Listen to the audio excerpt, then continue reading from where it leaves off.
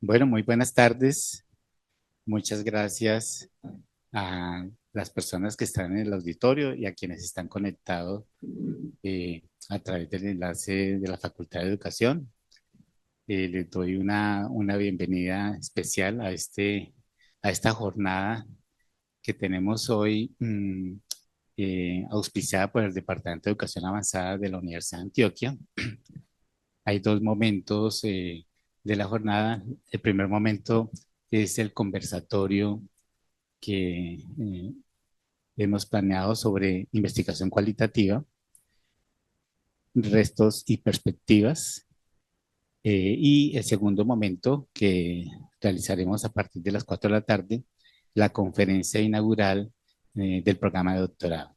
Hemos considerado que este espacio viene a ser un espacio muy importante para los nuevos estudiantes y por supuesto a los estudiantes que ya desde semestres atrás nos acompañan en los programas de posgrado de la facultad, no solamente a nivel de los programas de maestría, que son varios de los programas de maestría, sino también a nivel del programa de doctorado en educación.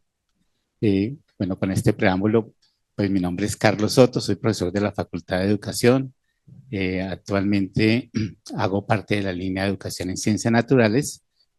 Coordino el grupo de investigación de educación en ciencias experimentales y matemáticas. Y para mí es un privilegio entonces coordinar este conversatorio con dos académicas que nos van a dar la posibilidad de poder dialogar en torno a lo que es la investigación cualitativa, el panorama actual y las perspectivas a futuro. Quiero inicialmente presentar a las profesoras que nos acompañan en este conversatorio. Inicialmente comienzo con la doctora Erika Zorrilla. La profesora Erika Zorrilla nos está visitando en este tiempo. Están acá con la profesora Claudia Masitelli desde hace unos 15 días, ya vamos a ajustar 2 semanas. La profesora Erika Zorrilla es profesora de la Universidad Nacional de San Juan en Argentina.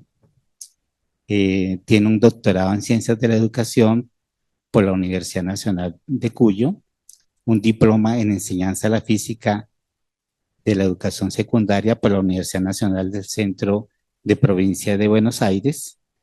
Tiene una titulación a nivel de pregrado como profesora de física de la Universidad Nacional de San Juan. Es algo así como el equivalente a lo que en Colombia es la licenciatura en educación. La autora Erika ha desarrollado investigaciones en el campo de la educación en ciencias naturales desde el año 2011. Es una persona muy joven, pero que ya su trayectoria muestra que va a tener un gran futuro y un gran aporte a la formación y a la investigación en educación en ciencias. Entre los trabajos de investigación vigentes se destaca el desarrollo de actividades en colaboración con investigadores de otras universidades del país y del extranjero. De por sí que nuestro grupo de investigación tiene un trabajo ya de hace unos 2 o 3 años de articulación a través de un convenio que suscribió la Facultad de Educación de la Universidad de Antioquia con la Universidad Nacional de San Juan, del cual pues digamos parte de la justificación de su venida aquí es a través de este convenio. Actualmente la profesora Erika se desempeña como docente investigadora de la Universidad Nacional de San Juan y como investigadora adjunta del Consejo Nacional de Investigaciones Científicas y Técnicas CONICET de Argentina. El campo de experticia de la profesora Erika es la enseñanza de las ciencias, la formación del profesorado. Sus temas están muy relacionados con las prácticas de laboratorio y también con un trabajo de un enfoque metodológico que particularmente a nuestro grupo le ha interesado, que es el de las representaciones sociales, tema sobre el cual han estado trabajando en estas 2 semanas con los estudiantes del pregrado de Ciencias Naturales. Bienvenida, Erika, y muchas gracias por estar acá. Muchas gracias por la invitación. Bueno, también quiero presentar a mi colega Ligia López. Dice Ligia que es caribeña, sinuana y queer de raíces ancestrales afro e indígenas del Sinú. Es un privilegio para la universidad poder contar con Ligia vinculada hace 2 años, pero con una amplia trayectoria, formada en la Universidad de Wisconsin en los Estados Unidos. Tiene también un grupo de maestrías realizadas en Alemania, en Noruega y en Uganda. También estuvo trabajando un tiempo en Australia. Y bueno, y creo que para la universidad y para el país es muy grato poder tenerla acá vinculada a la Universidad de Antioquia. Es dinamizadora. Sus artículos y libros han sido publicados en países como Chile, Colombia, Estados Unidos, Australia, entre otros. Ligia, bienvenida y muchas gracias también por aceptar la invitación. Bueno, entonces, como les decía, la idea es un conversatorio. Ahora les voy a dar a ustedes la palabra para que conversemos. Hay 3 temas, pero vamos a abordarlos de forma escalonada. Como se trata de la investigación cualitativa, la primera gran invitación a que hablemos sobre esto es, pues, ¿cuál es la actualidad, no? O sea, ¿por qué es importante la investigación cualitativa? Tradicionalmente, dentro de los paradigmas que manejamos está el paradigma cuantitativo y el paradigma cualitativo, pero uno debe reconocer que en el campo de la investigación educativa y de las ciencias sociales humanas, la investigación cualitativa tiene un peso muy importante y muy relevante. Entonces, la primera invitación es a que ustedes nos cuenten sobre esa relevancia que tiene la investigación cualitativa, ¿cierto? Del por qué es un abordaje importante para la educación y para las ciencias sociales humanas. Propongo que tenemos un espacio de tiempo donde cada uno de ustedes da su apreciación y al final, si quieren ampliar o comentar lo que cada una de ustedes dijo, bienvenidos. Entonces, comenzaríamos con la profesora Erika. En este momento. Bueno, muchas gracias. Bien, bueno, muchas gracias por la invitación, muchas gracias, es un placer estar acá con Ligia y con Carlos conversando un poquito sobre la investigación Quali. En primer lugar, antes de hablar acerca de la importancia de la investigación Quali, quiero hacer la referencia que yo no soy experta en metodología Quali.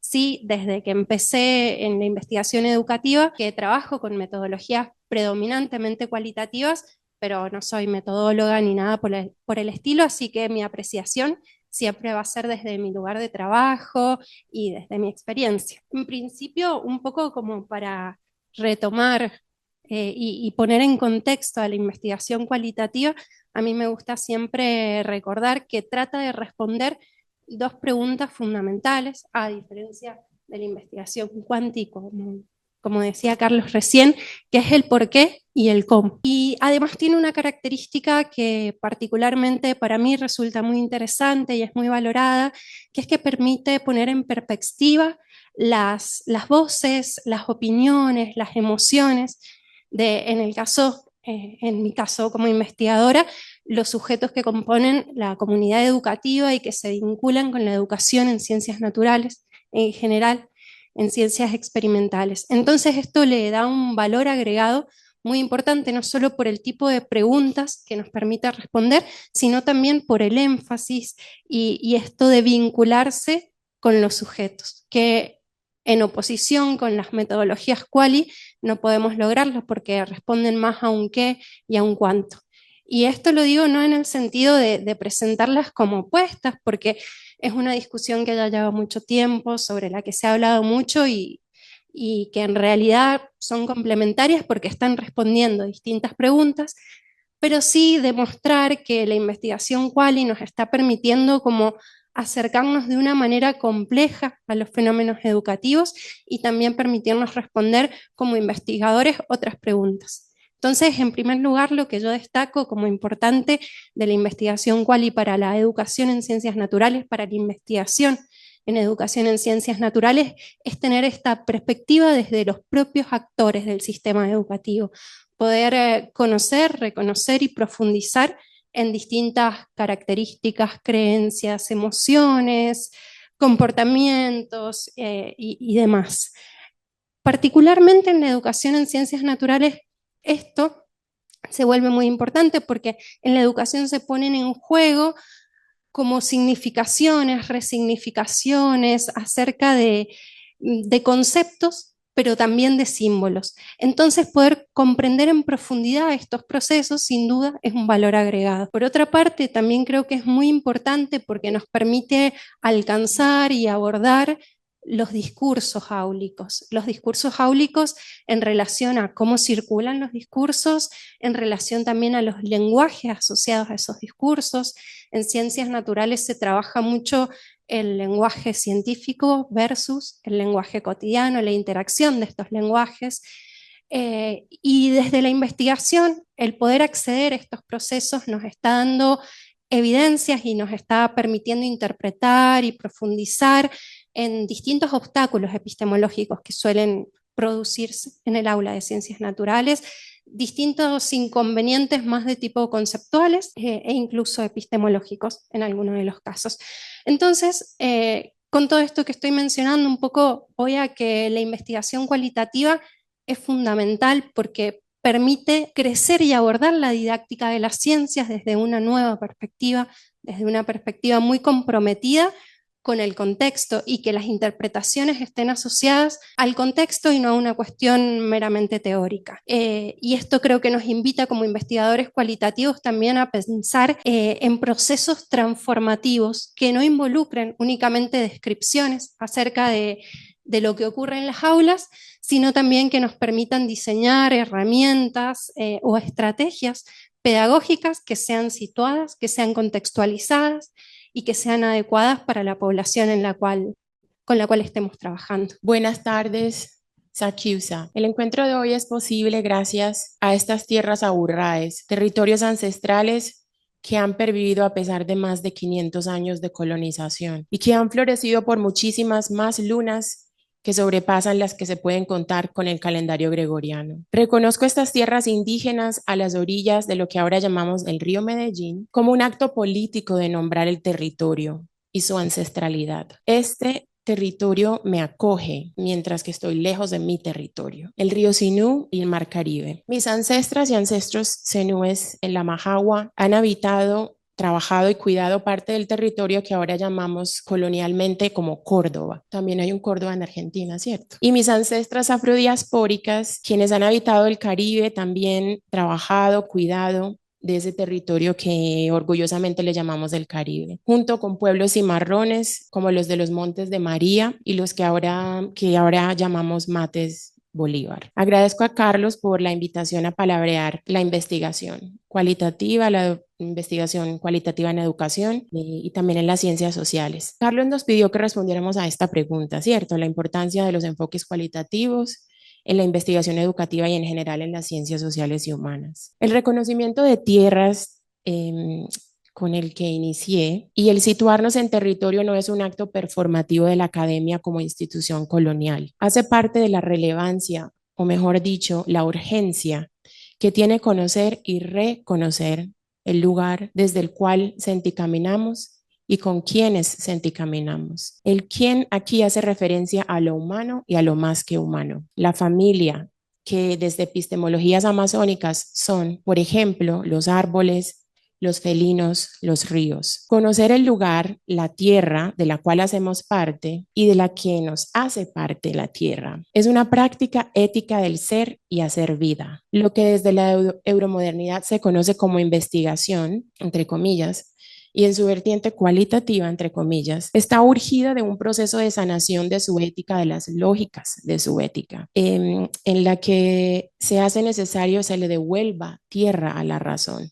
Aquí estoy pensando un poco con Frantz Fanon. Esa devolución de tierra a la razón es importante para energizar la importancia, valga la redundancia, de la investigación cualitativa, que sea la investigación en general, ya sea cualitativa o cuantitativa, en la educación, importante en la educación en particular, que yo entiendo como un encuentro de todos los seres en y con la tierra para el cultivo de la creación. Esto quizás suena más a un reto que a relatar la importancia de la investigación cualitativa. Y es que cuando conocemos muy de cerca los daños que la investigación euromoderna le ha hecho a muchos pueblos del mundo, aquí estoy pensando con el trabajo de descolonizar las metodologías de la pensadora maorí Linda Tuhiwai Smith. El trabajo de ella es relevante para entender un poco de los daños que ha hecho la investigación. Entonces, lo que hacemos es precisamente reconocer la importancia de la investigación, dialogar con ella, escribirle cartas en forma de libros como Dear Science, Querida Ciencia, de la geógrafa negra canadiense Catherine McKittrick, para pedirle a la investigación reparaciones, para retarla a que haga otra cosa, para que ya no haga más daño, para poner entonces el acento en la importancia de la investigación cualitativa.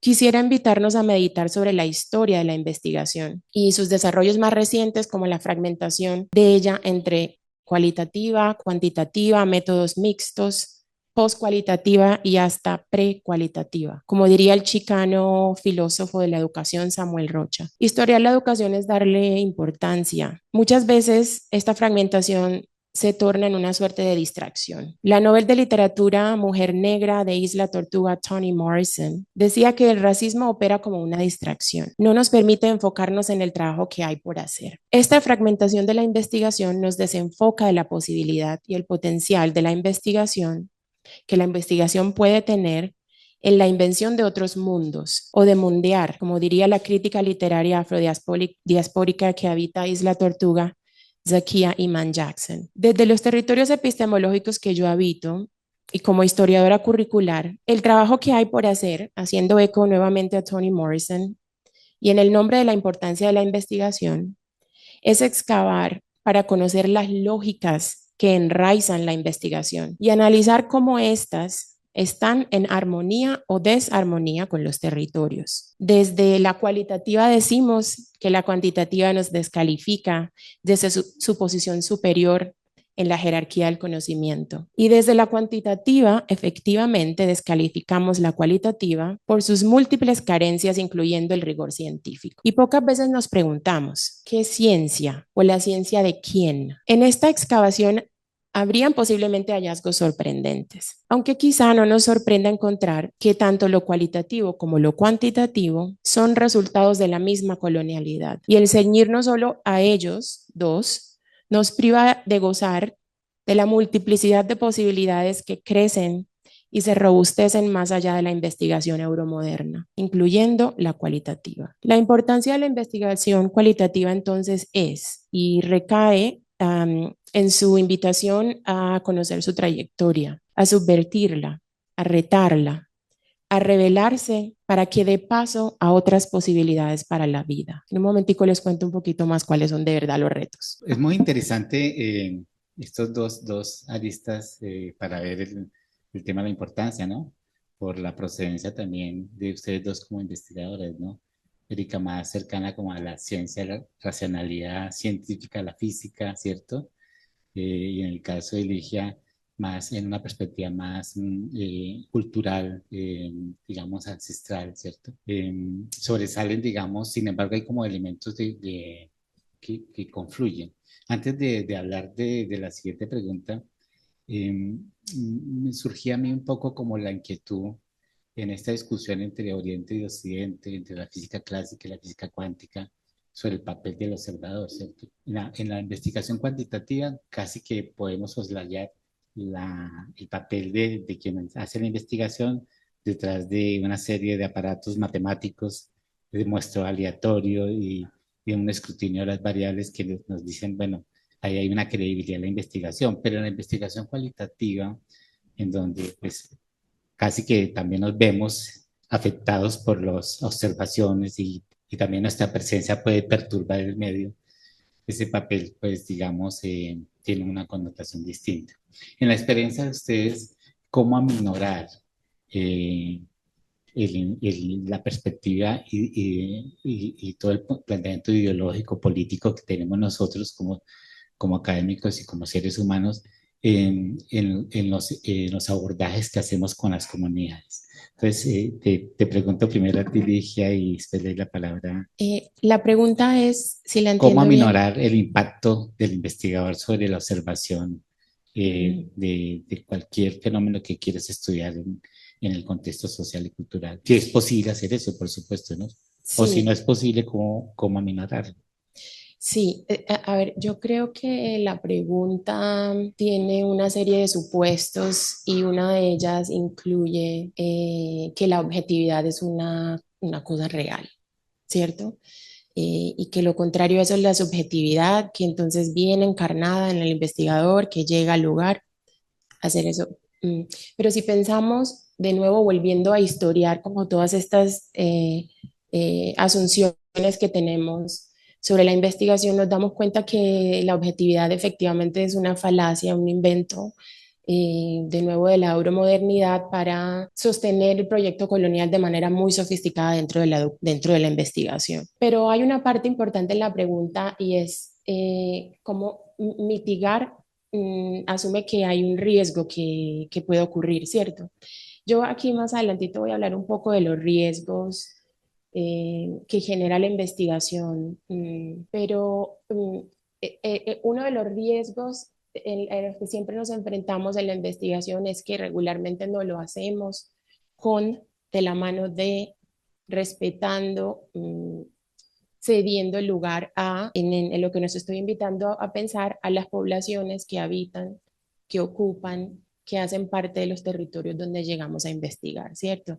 Entonces, se mantiene esa imagen de él o la investigadora llegando a hacer un trabajo de salvación, ¿cierto? Porque traemos una pregunta de investigación que regularmente desea, tiene un anhelo de hacer algo distinto, de transformar, y regularmente esa intención bien, trae consigo una arrogancia que es importante que pueda ubicarse en el territorio de nuevo, volver a la tierra, volver a las comunidades para poder trabajar de manera colectiva, ¿cierto? Eso no necesariamente garantiza que el riesgo no aparezca, pero podría mitigarlo, creería yo. Hay evidencia que digamos, comunidades trabajando con comunidades, generando investigación desde sus propias epistemologías, pueden hacer otras cosas distintas con la investigación que lo que hemos estado haciendo históricamente. Bueno, mi respuesta va desde otro lugar porque mi formación está desde otro lugar también. Como lo mencionaba Carlos, yo tengo una formación disciplinar, si bien asociada a la formación docente, pero en física. Entonces estoy como un poco atravesada por los dos paradigmas, por el paradigma quanti y por el paradigma quali, y por las discusiones que se dan alrededor de los mismos en cuanto al rigor metodológico, que es un poco a lo que iba, si mal no entendí tu pregunta, ¿no? Este rigor metodológico que muchas veces está asociado como a la gestión de la subjetividad del investigador.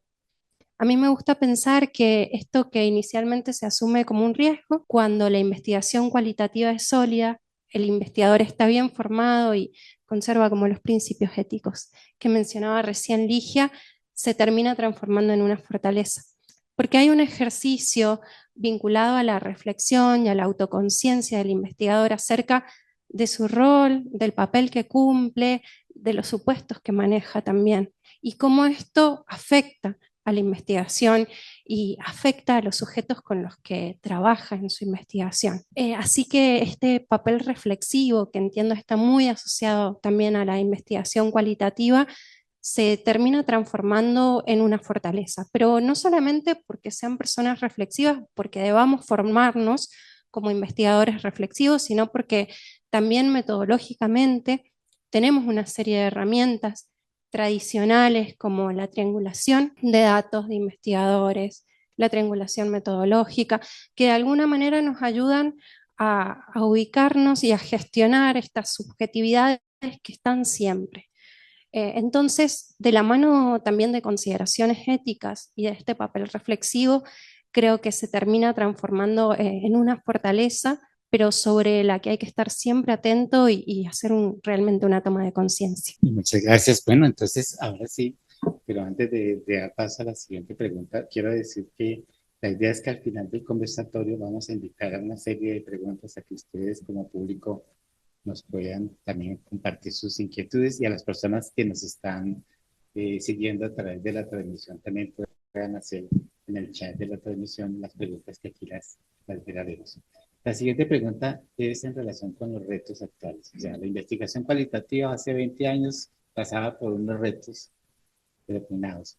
Pero hoy, ¿cuáles son esos retos que ustedes, desde sus perspectivas, desde sus acercamientos, ven como que son claves en este momento como para dilucidar pues un camino, ¿cierto? Y de cómo podrían ustedes enumerarlos o comentarlos.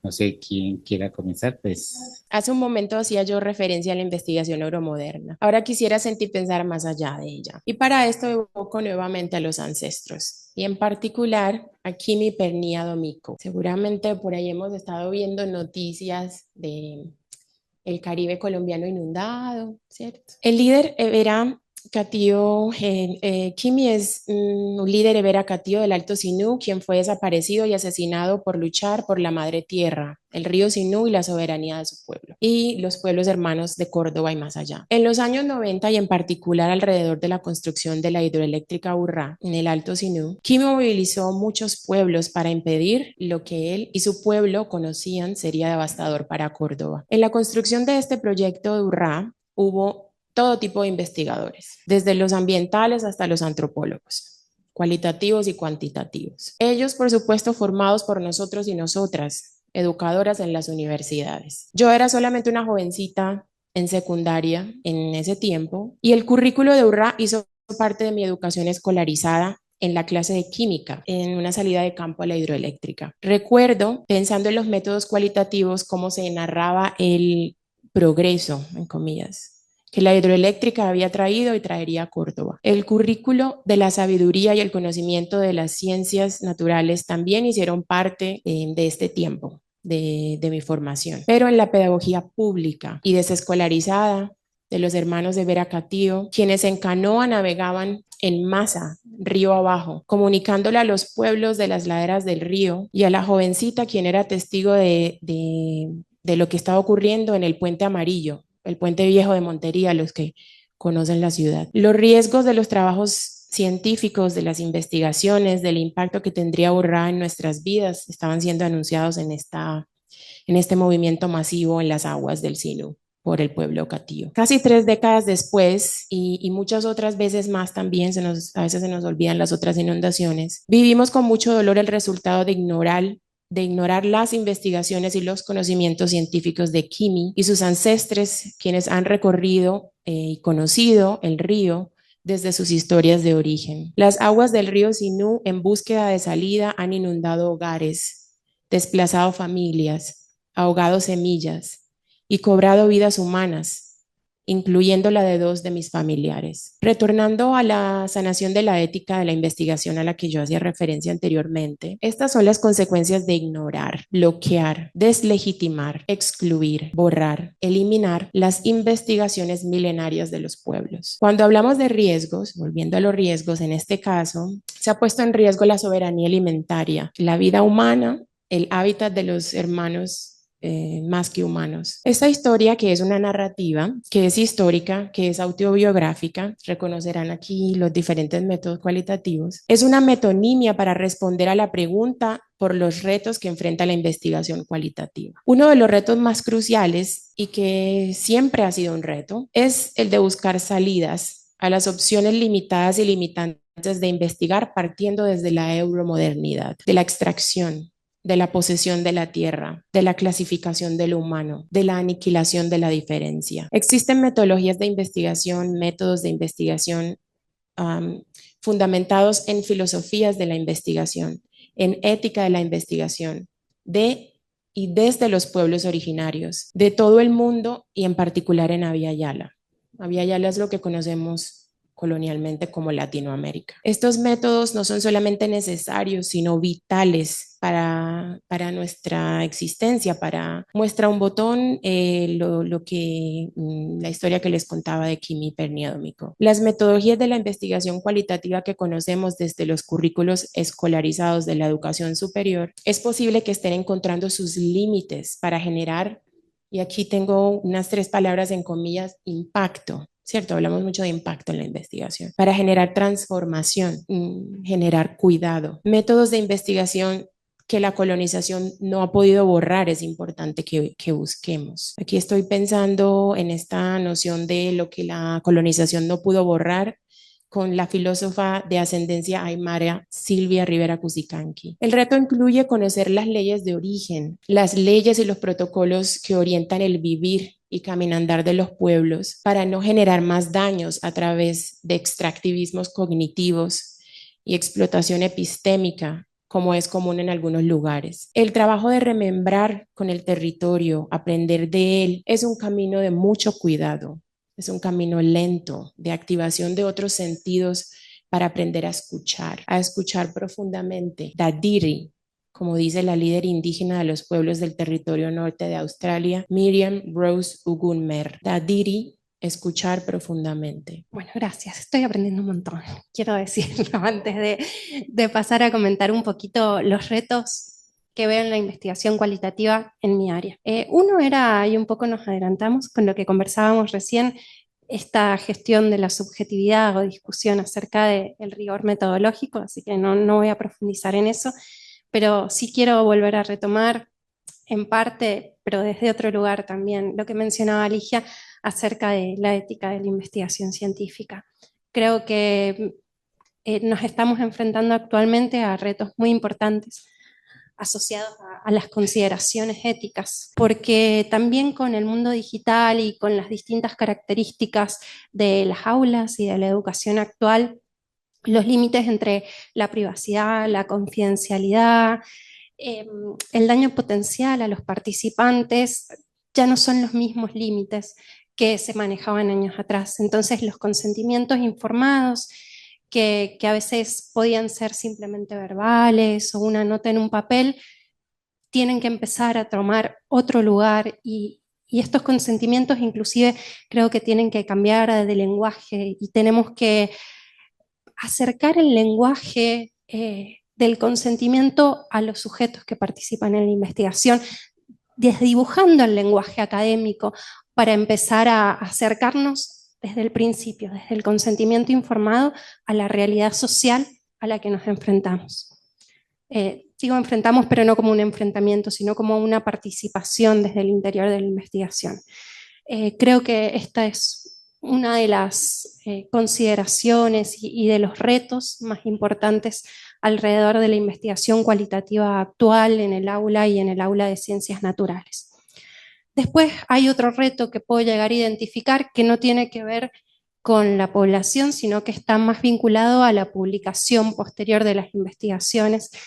Y es que si bien académicamente no existe esta discusión de métodos quant y qual y está todo trabajado desde otro lugar y se mira la investigación más que el método, en el caso de la enseñanza de las ciencias naturales, los directivos, los profesores siguen atravesados por paradigmas positivistas que están más asociados a métodos cuantitativos. Entonces, desde este lugar también la investigación cualitativa en algún momento es como dejada de lado o vista como de menor calidad en este ámbito, en el ámbito que no es de investigación necesariamente. Creo que este es un reto que hay que asumir y que en parte la sólida formación en investigación cualitativa y en investigación en general puede dar el primer paso para sobrellevarlo. Pero no solo esto, porque también hay que hacer como una especie de mea culpa desde el lado del investigador, y es la descripción pormenorizada de todo lo que sucede en la investigación, no solo como un diálogo o una reflexión entre académicos, sino también parte de lo que es publicable, parte del contexto científico. Y lo último y bien práctico que veo como un reto, al menos en las investigaciones que yo trabajo y de tesistas con los que trabajo también, son los grandes volúmenes de datos con los que a veces se accede a la investigación cualitativa, datos que no están estructurados. Y entonces es un trabajo importante de tiempo y en muchos casos de herramientas, poder llegar a una sistematización de los mismos que permita una investigación exhaustiva, un análisis exhaustivo. Si bien actualmente hay mucho software e inclusive hay software que incorporan inteligencia artificial, como son las últimas versiones de Atlas-T, esto también es algo a lo que debemos tener en cuenta y que no se debe desdibujar, porque no deberíamos pasar de la gestión del sesgo de los investigadores o de la subjetividad a la gestión del sesgo de los algoritmos.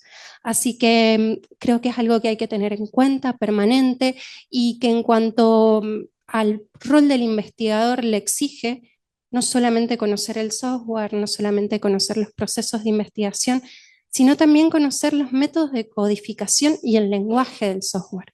Sobre todo lo que ya veníamos hablando de la reflexión, de la necesidad de la triangulación, de la gestión de un montón de cosas, le estamos agregando estas tareas actuales. Escuchando a Erika, claro, traía a mi mente el papel que están jugando en la actualidad los comités de éticas y que es algo en el cual todavía el área de ciencias sociales y humanas, el campo de la educación, todavía no ha visto sus implicaciones. De por sí que la Facultad de Educación debería tener un comité de ética, no solo para la investigación que plantean los grupos y los profesores, sino también los trabajos de investigación que hacen los estudiantes de maestría y doctorado. Y no sé si es afortunado o no que no lo tengamos todavía, porque esta es otra cultura. Claro, el patrón viene un poco como de las ciencias biomédicas, las ciencias exactas, y cuando se aplica ya al campo de las ciencias sociales humanas, pues hay unos elementos que tal vez no tienen la pretensión de ocasionar un daño, ¿no?, irreparable sobre la persona o sobre la población, pero que sí lo mínimo que se debe hacer es tenerlo, ¿no? Lo comentabas tú, ¿no? El consentimiento informado, la eficiencia en el caso de los niños que quieran hacer parte de un trabajo de investigación, la confidencialidad, el resguardo de los datos.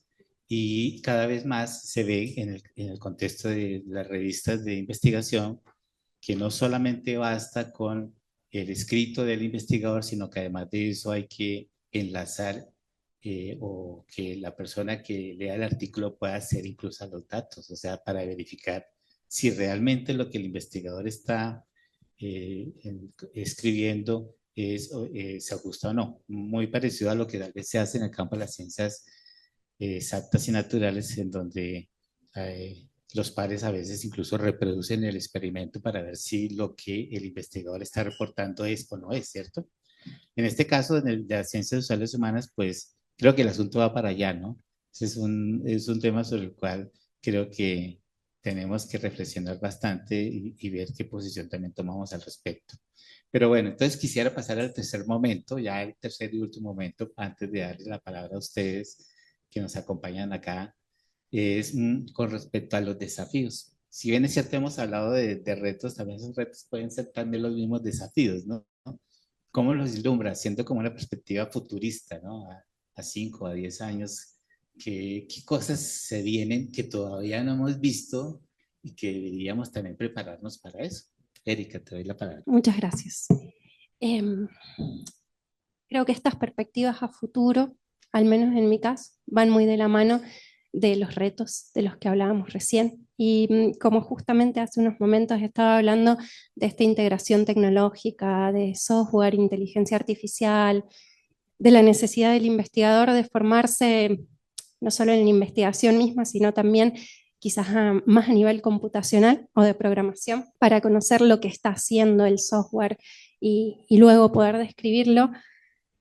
Creo que lo que se viene sin duda es una mayor integración tecnológica de la mano de estos software que, que nos invita a muchos a reflexionar acerca del papel que tienen, del papel que les otorgamos y desde el rol que cumplen para la investigación.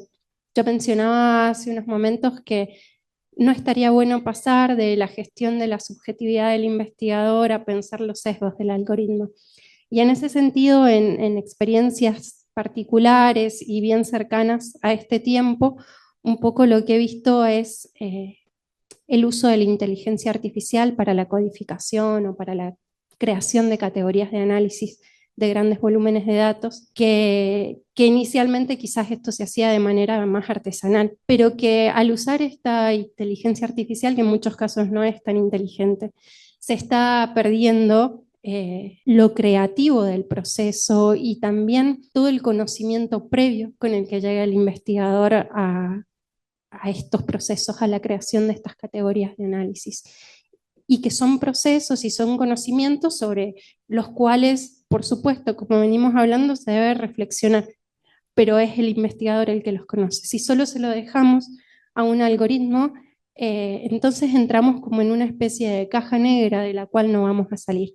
Así que yo considero que el uso de los software es muy importante, que es muy interesante, que debemos formarnos en eso, pero nunca tenemos que dejar de lado la perspectiva y el sentido de la investigación. Y por otro lado, también considero bueno, que el manejar la investigación desde distintos aspectos y formarnos de manera más sólida en los distintos aspectos de la investigación cualitativa nos puede producir que logremos un mayor énfasis en la calidad de las investigaciones. Y al lograr un mayor énfasis en la calidad de las investigaciones, en nuestro caso particular, como grupo de investigación, también creo que vamos a tener mayor llegada a las transformaciones, a las herramientas y a las estrategias que creemos que son transformadoras. Gracias, Erika. Yo voy a hacer eco a muchas de las cositas que Erika nos acaba de compartir. Los desafíos a futuro es un punto muy importante. Es importante meditar sobre el futuro de la investigación sin asumir que tiene futuro, ¿cierto? ¿Cómo podemos futurear la investigación? Tengo 4 punticos para compartir. El primero sería fundamental que tengamos un lugar desde el cual poder existir para investigar. Eso implica el reto de cuidar los territorios. Sí, yo me voy a salir un poquito de este script. Por un segundo, pararon las escuelas en Córdoba por una semana y un poquito. No había escuela y ahí no había investigación, ¿cierto? No había investigación educativa, si es que la investigación educativa se hace desde las escuelas. Nos afecta directamente, físicamente, digamos, es un asunto espiritual, pero es un asunto de la realidad de la vida. Algunas veces cuidar los territorios implica cuidar la educación y el acceso a la educación pública para tener espacios para el cultivo de la creación. 2, abogar, movilizarse, activar rutas para la generación de recursos públicos para la investigación. Este espíritu de lo público para las compañeras que vienen de Argentina es importante en Argentina y aquí muchísimo más en esta universidad en estos momentos. Con recursos públicos me refiero a la financiación, por supuesto, pero también al tiempo para investigar, aunque no sean proyectos que necesiten o busquen financiación. La educación, las facultades de educación y en particular las facultades de educación en particular parecen seguir mutando hacia una tecnocracia, donde los asuntos epistémicos se reducen a asuntos técnicos, asfixiándonos de posibilidad y dejándonos de posibilidades y dejándonos sin recursos para avivar el deseo de crear, de investigar. 3, un desafío importante, como lo decía Erika ahorita, son los algoritmos, que algunas veces los ubicamos en la inteligencia artificial por estos días. Los algoritmos están precisamente sesgados con todos los vicios coloniales, el racismo antinegro, el racismo antiindígena, el sexismo, la heteronorma, el clasismo, el capitalismo, perdón, el capacitismo, el capitalismo también hace parte de la creación del racismo, el edatismo, la gordofobia, entre otros. Estos algoritmos y el entrenamiento al que seguimos sometiendo la IA entre todas nuestras búsquedas limitan nuestras posibilidades de búsqueda, pero también de encuentro, de expandir nuestras maneras de mundear la vida, de crear la vida. Esto se manifiesta, voy a un ejemplo concreto, en los artículos, textos, videos que nos arroja una búsqueda en Google, por ejemplo, o cualquier otro buscador menos popular. Si buscáramos, por ejemplo, referentes sobre interculturalidad, repetidas veces nos aparece Catherine Walsh. Para quienes no la conocen, ella es una académica blanca de Estados Unidos, hetero, nodisca, entre otras. Pero no nos aparece o nos aparecería mucho después, cuando ya no tenemos más tiempo de buscar, en la 4ª página de Google, el Consejo Regional Indígena del Cauca, Audre Lorde, el colectivo del río Combahee, entre muchas otras líderes y colectivos indígenas afro, LGBTQI+, entre otros, quienes desde el territorio han generado unas complejidades epistemológicas valiosísimas para posibilitar otros modos de relacionamiento que en ocasiones son inconmensurables con la blanquitud, en este ejemplo en particular, que nos arroja los algoritmos de primerazo, ¿cierto? Lo que primero nos aparece. El desafío entonces está en subvertir los algoritmos. Eso es muy difícil, toma mucho tiempo. requiere paciencia. La paciencia implica que sigamos buscando más allá de lo que primero nos aparece, de buscar fuera de los algoritmos, llegando a los espacios de encuentro de las sabias y de los sabios, indagando por más recomendaciones, buscando explícitamente voces, perspectivas, comunicaciones de los pueblos ancestrales. Esto muchas veces implica llegar a lugares menos entendidos como académicos de la euromodernidad, buscar los espacios de palabreo bajo los árboles de la U, en las montañas de los Andes, a las orillas del Pacífico y el Caribe. No es fácil porque frecuentemente nos sentimos empobrecidos de tiempo, ¿cierto? Tenemos poco tiempo para estar en el río, para estar en las calles, en los espacios de expresión sin censuras, en las danzas, en los cantos.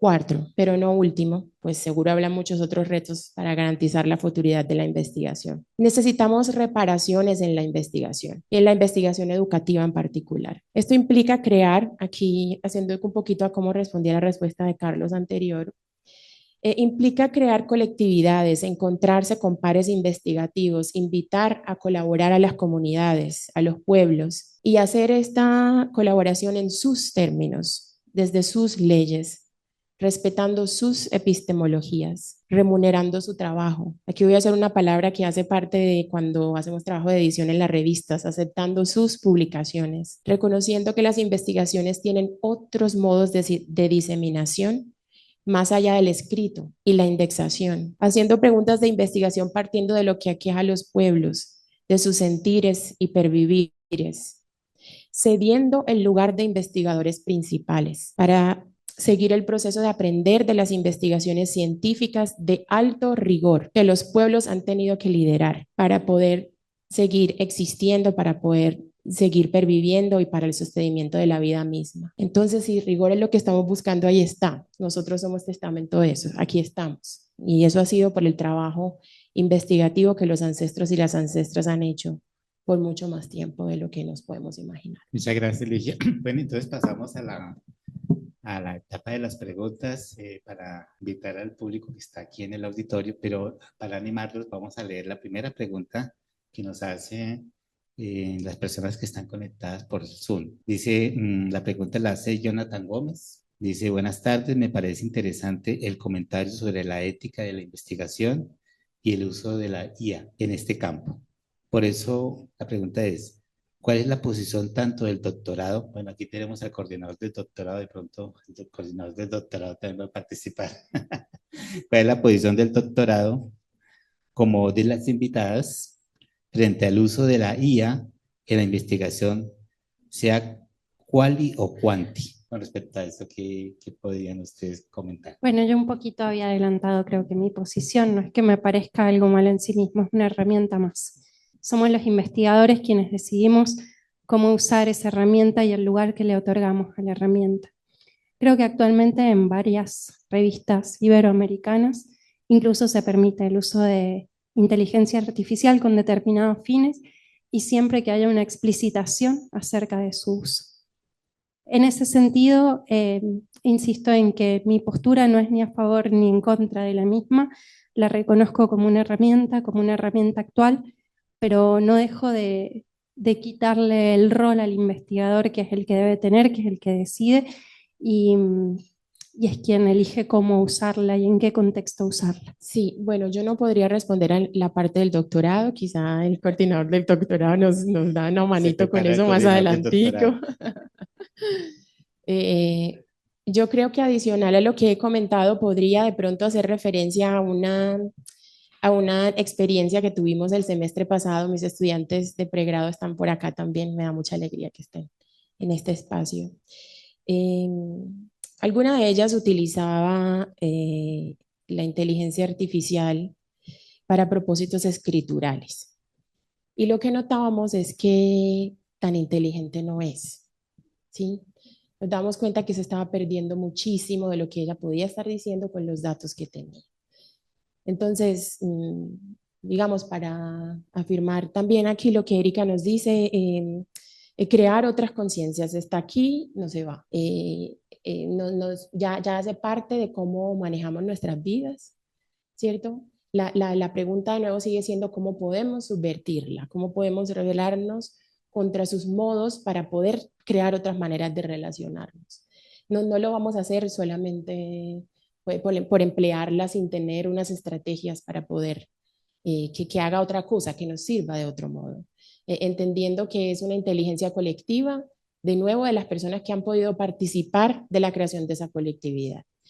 Cierto, los pueblos que están en lugares donde no han accedido a las computadoras y no porque eso sea una cosa mala, no han participado de la creación de esos algoritmos ni tampoco han estado nutriendo la IA que estamos usando en estos momentos. Entonces ahí es donde está, digamos, las limitaciones que tiene en estos momentos. Necesitamos mucho más tiempo, muchas más maneras de entrenarla y de nuevo eso implicará la participación de muchas otras personas que no habitan estos espacios. Si no, le damos el paso a la siguiente pregunta. Esa es buenas tardes. La hace Oriana Rojas. Haré una pregunta para la profesora Ligia. Si el dato en la investigación cualitativa está imbricado con el relato, ¿cómo disputar su estatus y su configuración para instituir la potencia interpeladora con la que la investigación en educación se dirige al mundo? Esa es Oriana, vamos a tener que escucharla otra vez. ¿Cómo disputar su estatuto? Bueno, si el dato en la investigación cualitativa está imbricado con el relato, ¿cierto? Entonces la pregunta es, ¿cómo disputar su estatuto y su configuración para instituir la potencia interpeladora con la que la investigación en educación se dirige al mundo? Bueno, Oriana, si estás por ahí, quizá de pronto la podríamos escuchar. Si no le entendimos bien la pregunta, no podemos escucharle. Oriana está hablando de objetividad y subjetividad en el dato y el relato, ¿cierto? Que el dato ya viene relatado y por eso ya viene de una u otra manera desde la objetividad contaminado, ¿cierto? Cuando llega ya narrado está contaminado. Yo no, la importancia de la pregunta está en la segunda parte y no creo entenderla muy bien. Y de nuevo, de pronto Oriana puede escribir un poco más. Está ella, lo que entiendo es que tiene una preocupación del rigor que puede tener este dato para la transformación que la investigación intenta generar. Y yo creo que si esa es la pregunta, es una que es muy difícil resolver de modo general, porque sería importante conocer quiénes están en esa conversación, qué personas están siendo parte de entender la importancia que tiene la transformación de su investigación, bueno, primero asumiendo que la investigación es importante, ¿cierto? Y que los datos que se generan pueden contribuir a esa transformación. Seguramente habrá muchas preguntas de diferentes modos epistemológicos para cuestionar, es cierto, el valor de la investigación. Eso hace parte de la colonialidad de la investigación, que es muy difícil lograr que desaparezca porque así somos. La academia así es. Entonces, toca empezar de otro lado y tratar de tener una conversación, aunque inconmensurable, que tenga sentido para el acto transformador. En este caso, en el trabajo de Oriana con las mujeres encarceladas. Bien, buenas tardes. Y yo creo que es muy interesante para todos nosotros que asistimos poder ver estas diferentes perspectivas, y creo que muchas veces uno llega a estos espacios intentando encontrar orientaciones, y más cuando estamos a nivel de posgrados, y algo que nos cuesta es la formulación de una metodología, y de una metodología cualitativa que dialogue con estas nuevas perspectivas, con estas nuevas tendencias, con el respeto al territorio, pero también una publicación indexada, ¿cierto? Ustedes en este proceso, ¿qué les podrían decir a nuestros estudiantes de posgrado, de maestría y doctorado frente a justamente esa formulación de una metodología cualitativa que pueda orientar un poquito más, pero sobre todo que pueda dar cierto nivel de tranquilidad, porque muchas veces esto es un momento de angustia, de consultar varios escenarios, ¿no? De este momento de la hoja en blanco. Y peor aún, cuando por fin formulamos la metodología y encontramos unos resultados y no conversan, ¿qué hacer? Yo creo que un poco tomando la vocería de algunos de mis estudiantes que están por ahí. Creo que es muy interesante y creo que todos hemos estado en ese lugar en algún momento. La respuesta general y más amplia, no solamente para la escritura de un proyecto de investigación, de una tesis doctoral o de una tesis de maestría, si tuviera que resumirlo en una sola frase, sería coherencia interna. La coherencia interna de lo que nos preguntamos, de cómo lo queremos llevar a cabo y de qué obtenemos.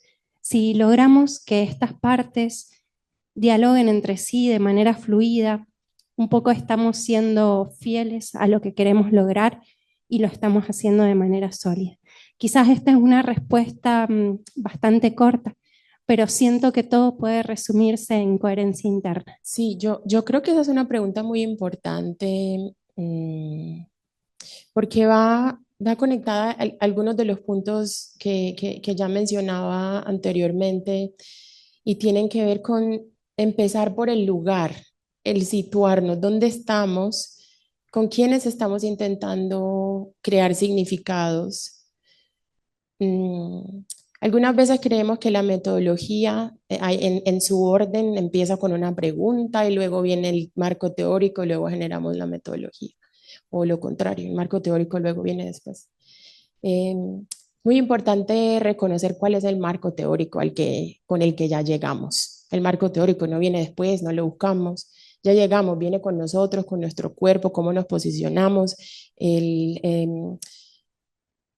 la orientación política que tiene el trabajo y desde ahí definir el cómo vamos a caminar, el con quién vamos a caminar, dónde vamos a caminar.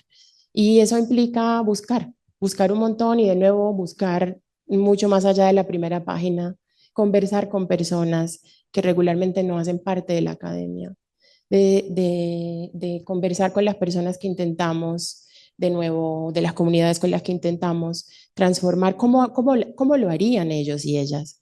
¿Qué métodos utilizarían? ¿Cómo observar qué métodos ya existen en las comunidades donde estamos? Y de pronto nutrirnos de ellos para a partir de ahí responder un poco a esa coherencia de la que Erika habla. Hola, buenas tardes.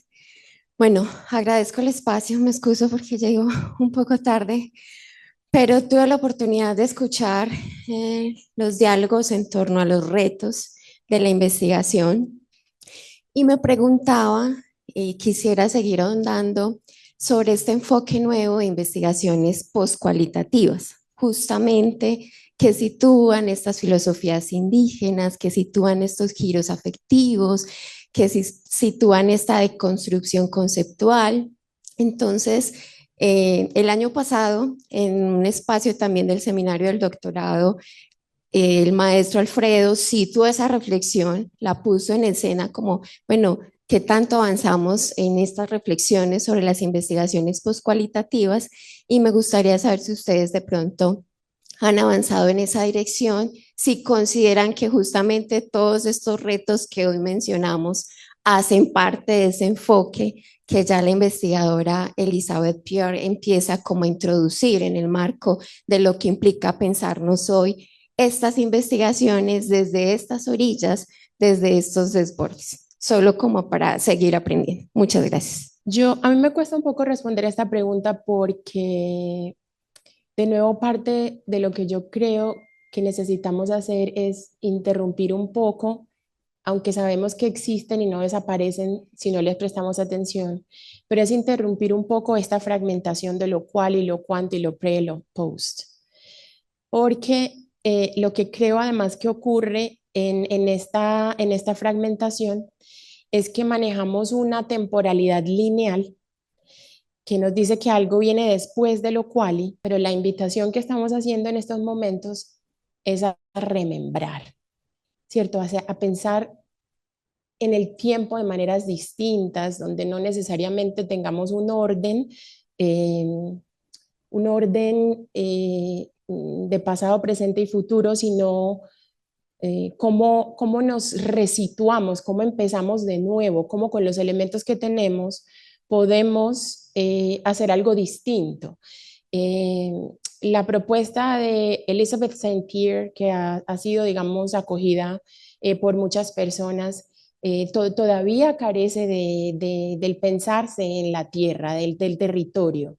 Y ahí creo de pronto que voltearnos a los investigadores y a las investigadoras indígenas que han escrito, ¿cierto? Porque algunas no han escrito, de Canadá, de Estados Unidos, Isla Tortuga, valdría la pena como para quitarnos de esa fragmentación y que de verdad podamos hacer otra cosa, tomando obviamente los desarrollos, las metodologías, las herramientas que han sido bastante germinadoras desde lo que ahora llamamos cualitativo y cuantitativo. O sea, para decir que la invitación no es necesariamente a descontarlo, sino a que nos remembremos, reconfiguremos, tejamos de otros modos, partiendo desde el territorio, la tierra.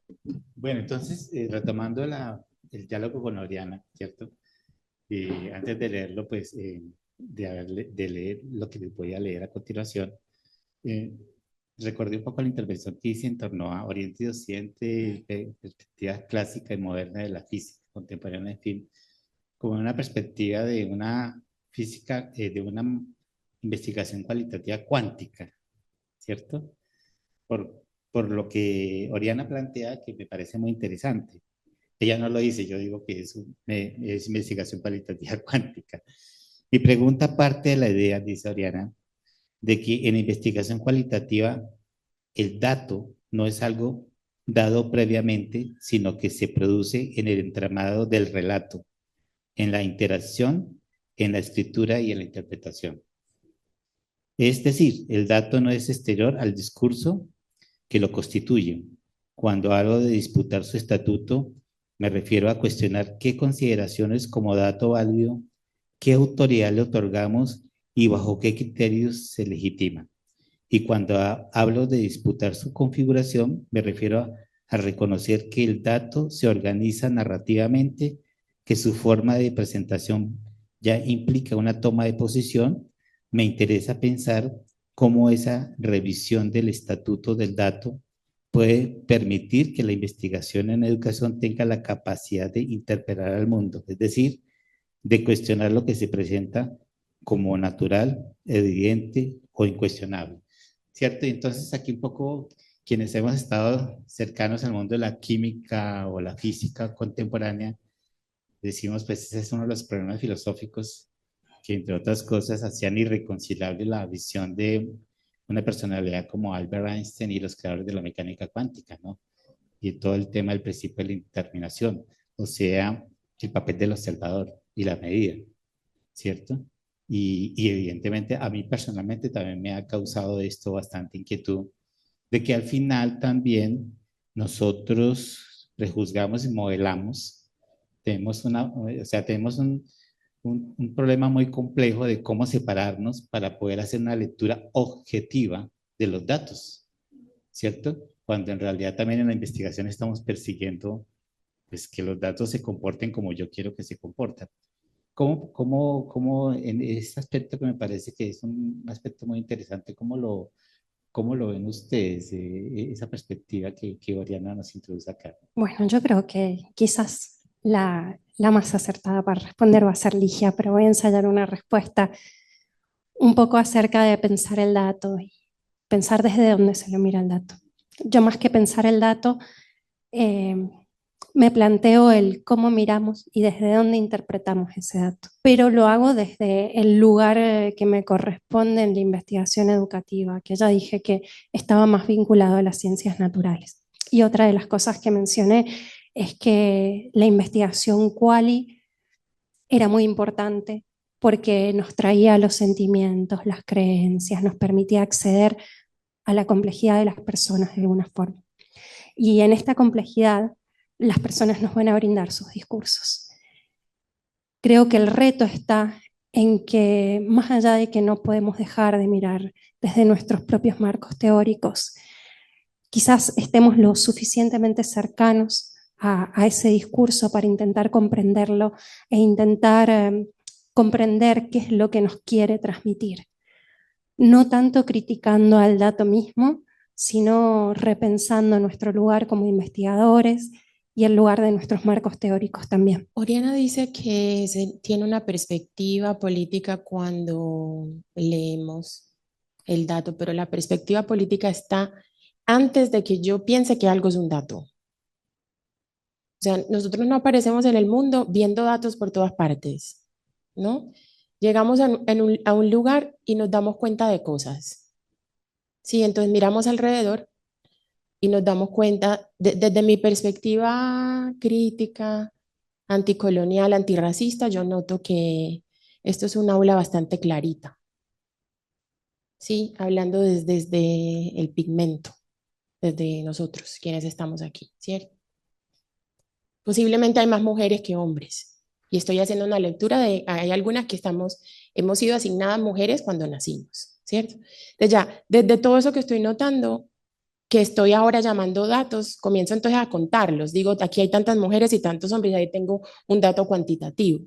Pero soy yo quien está observando lo que está ahí, quien está decidiendo que voy a narrar, a describir el lugar y lo que aparece así. Ahora, no sé, Carlos, qué verá. ¿Cuántas moléculas hay aquí? ¿Cuántos átomos? ¿No? ¿Cierto? Como quiénes están enfrente, quién no, cómo vemos el rojo, ¿cierto? ¿Qué longitud de onda tiene? ¿No? ¿Y quiénes están vestidos de rojo y no? Bueno, dependiendo también de cómo estén nuestros ojos, ¿cierto? Cómo se hayan entonces, digamos, si un optómetra viniera acá, nos va a hacer otro tipo de preguntas y comenzamos a notar otras cosas. Entonces, los datos, cuando decimos recolección de datos, pero recogerlos de dónde, ¿quién los sembró? Para empezar, ¿cierto? Entonces, desde que comenzamos a notar lo que está ahí, eso es ya un posicionamiento político. Y de ahí en adelante, todo es político, ¿cierto? Hasta cuando decimos hay 7 mujeres y 2 hombres. Eso es un asunto político porque además hemos contado desde una manera de contar en particular, que no es como contarían los mayas, ¿cierto? No es como contaría el pueblo gunadule. Entonces, hasta el número es político. ¿Qué número decidimos usar para contar? Entonces, Oriana, mucha suerte en las conversaciones que vienen, en tu generación de datos y cómo te van a leer y con quién vas a interactuar, porque esa es la discusión que tenemos todos en los espacios académicos, ¿cierto? ¿Cuál y cuánto y más allá? Bueno, muchas gracias. ¿Alguna otra pregunta de parte del público presente? Bueno, realmente, si seguimos, de verdad que se disfruta la discusión de una forma muy interesante, ¿no? Yo quiero agradecer de nuevo a las profesoras Erika y Ligia por aceptar esta invitación a dialogar sobre la investigación cualitativa. A ustedes, el haber participado, de haber asistido acá. Y esperamos que este sea uno de los asuntos que sigamos trabajando, ¿no? Es muy, muy apasionante, muy importante. A las personas que se conectaron también les damos el agradecimiento y los invitamos a que nos veamos a las 4 de la tarde aquí para la conferencia inaugural del programa de doctorado con nuestra invitada Claudia Masitelli, la doctora Claudia Masitelli, que se encuentra aquí con nosotros. Muchas gracias, muy amables. Un aplauso, por favor.